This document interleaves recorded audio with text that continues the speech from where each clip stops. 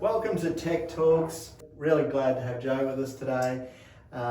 Joe, firstly, you want to kick it off planning. We'd love to know a little bit about you, firstly. Sure. So, how did you get into the space of becoming a town planner? Yeah, look, probably just before I started my degree in town planning, I actually had no idea what it was, as most people have no idea what it is before you actually look into it. And I was studying a commerce degree in property, this is in Perth, and at the end of it there just weren't many jobs, unfortunately, so I thought, why don't I do a bit of extra study? And town planning was one of the things we come across in our feasibility unit for development, and it was such a big part of the feasibility process and the development process that I thought, let's have a look, and I wonder what this is about. And I had a look and it looked interesting, so I thought, yeah, I guess I'll study that. And here we are. That's great, Joe. So what's the pathway for someone that wants to become a town planner? Sure, yeah. So nowadays, most major unis will offer you a town planning degree, either a bachelor, or if you studied something previously, you could always do the master's program. But really, that's the pathway these days into becoming a town planner. And it really gives you a good, solid foundation to begin your town planning career. So what's a day in the life of a planner look like in private compared to council? Sure, yeah. Look, every day is different. I'm on the phone a lot. I'm dealing with council. I'm dealing with clients. I'm liaising with our certifiers as well. You know, we provide a lot of advice to the certifiers to keep their process moving smoothly as well. We're looking at, any given day I'll see 10, 15 sets of drawings for different jobs. We'll be receiving approvals, lodging development applications, going over plans with certifiers. It's very busy and every day is different at the moment. Yeah. Fantastic. So Joe, for those who are unaware of exactly what a town planner does, can you share a little bit about what is involved in being a planner? Sure, yeah. So there are really two major types of town planner. One is a statutory planner, I guess, which deals with applications to council, or if you work for council, you're assessing development applications. And the other type is strategic. So if you're a strategic planner, you're looking at the big picture, you're looking at policy that shapes cities, networks, you're looking at really, a much broader view. You might be writing policy if you work for council, or you might be submitting to the council or the government about changes to that broad policy as well. So I'm a statutory planner, so I very much deal in the development applications. I look at individual developments, and that's sort of really where my interest lies. And what type of work is a statutory planner doing? Like anything from small jobs to big commercial and everything in between? Yeah.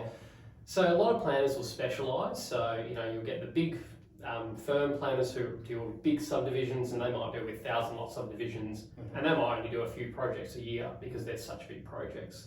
Or I guess when you get to our level, we're assisting certifiers in our day-to-day, and we look at anything from a patio or a carport, new dwelling extensions, dual occupancies, and we really are branching into commercial. We're branching into, so for example, we're dealing at any one time, I've got a restaurant, I've got a vet clinic, we're dealing with an industrial development, all at the same time as we're dealing with all these other sort of residential developments at the same time. Reconfigurations we deal with, operational work, so earthworks. A lot of people don't realise that moving dirt on your land, unfortunately, a lot of the time will require development approval, and it's a very different type of application to something like a built form approval, like a carport or a house. Yeah, perfect.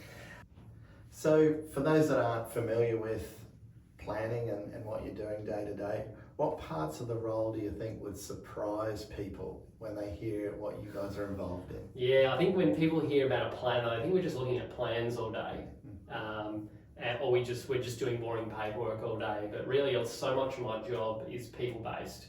We're calling council. We deal with a lot of different councils.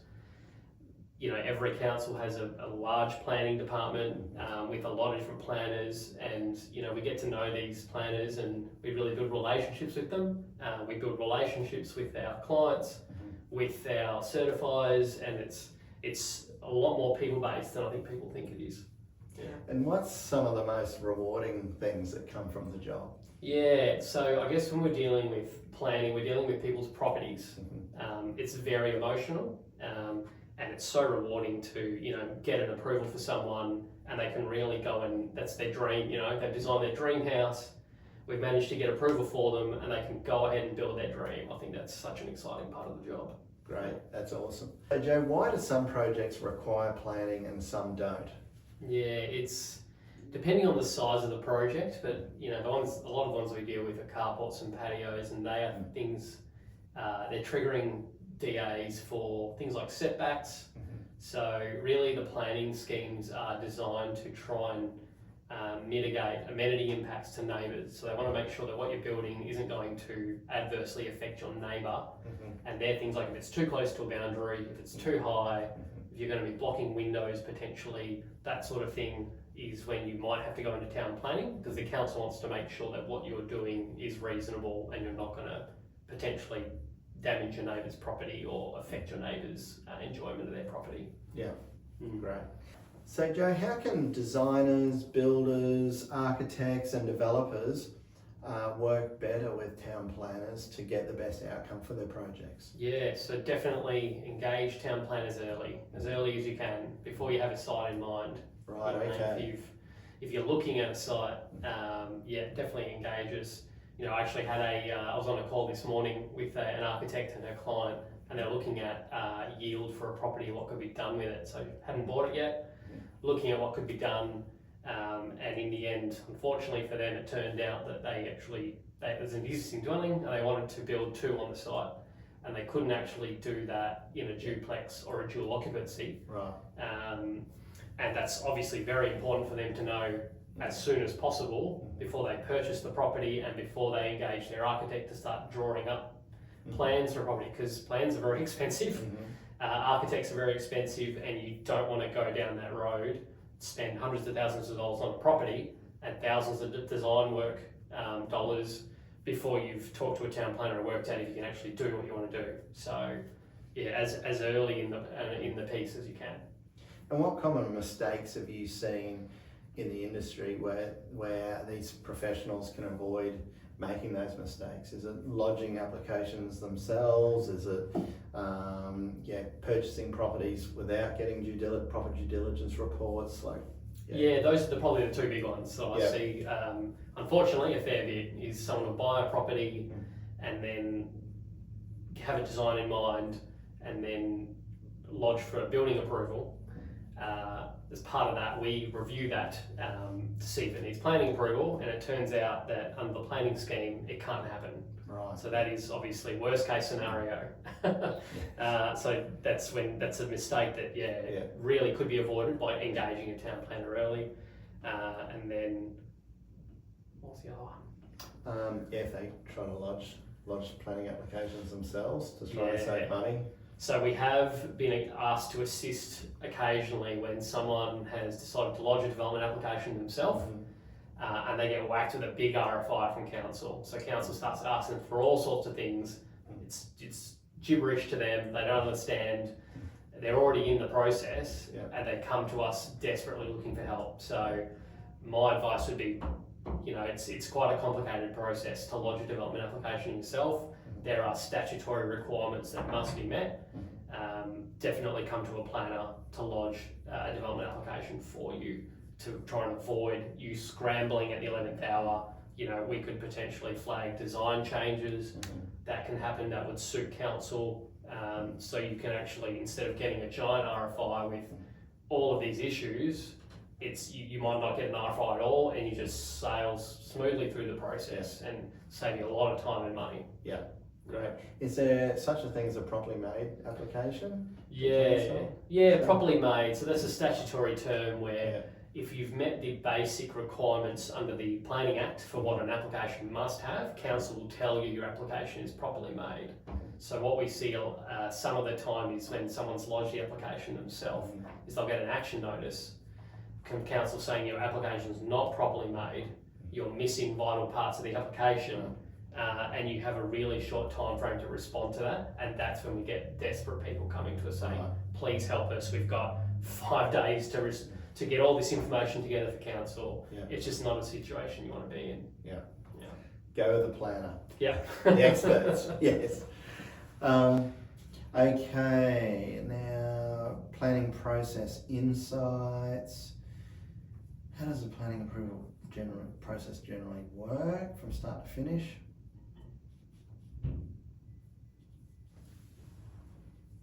What makes an application easier for council to assess? How important early consultation, we've done that. How good planning advice, okay. I think maybe we look at how does the planning approval process generally work, but whether or not you want to touch on, there's like code assessment, there's impact, there's they're really the two. Two types, and then there's like the steps in the process as well. So I think just keep and how long it takes, maybe. That's what a lot of people always want to know, like how long is it going to take. That's right. All right, cool.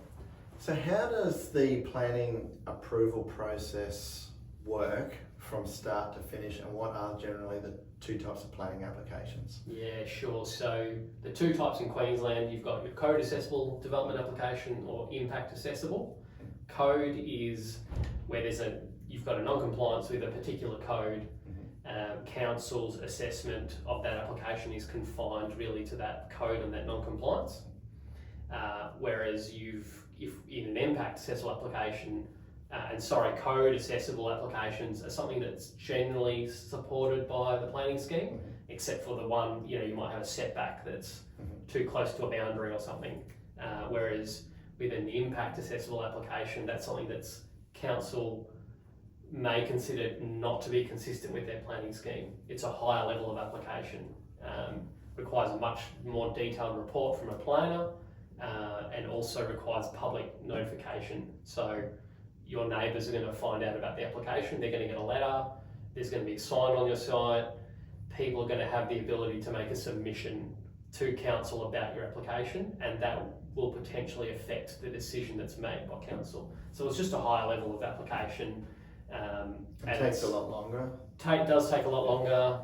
The public notice process, adds an extra month at least onto the application process. There are the submissions to consider, and it's a more complex application, and you're not.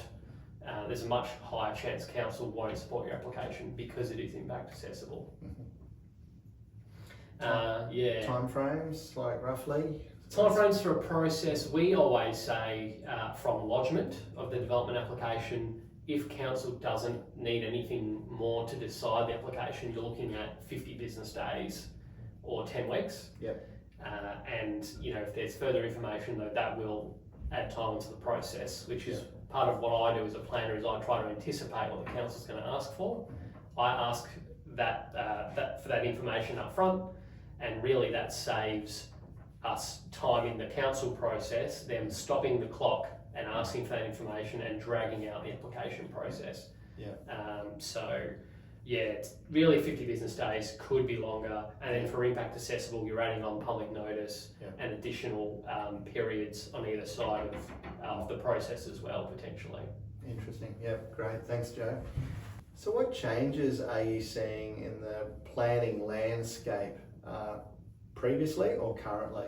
I definitely see in my career, I've seen planning get a lot more complicated. You look back 30 years ago, for instance, and a report from council is a one-pager. But I used to work for councils, and I remember some of the reports I used to write I wrote an 80-page report for a single development application. So things are just getting really, really complicated. It's getting harder and harder to manage as a layperson, and I think